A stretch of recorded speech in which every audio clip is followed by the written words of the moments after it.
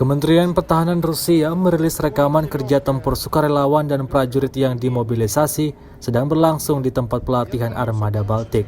Rekamannya diunggah di akun Telegram @emoderasiya pada Kamis 3 November 2022. Prajurit unit anti-tank berinteraksi dengan petugas pengintai, pemberi sinyal, dan awak kompleks dengan UAV yang menentukan koordinat musuh imajiner. Setelah menerima intelijen, kru baterai ATGM melepaskan tembakan dari peluncur Chrysanthema S. Rusia secara total merilis 330 pesawat Ukraina, 167 helikopter, dan 2.414 kendaraan udara tak berawak dieliminir oleh pasukan Vladimir Putin. Sementara itu dari kubu Kiev, Kementerian Pertahanan Ukraina melaporkan 73.270 prajurit Rusia meninggal sejak awal konflik hingga hari ke-252.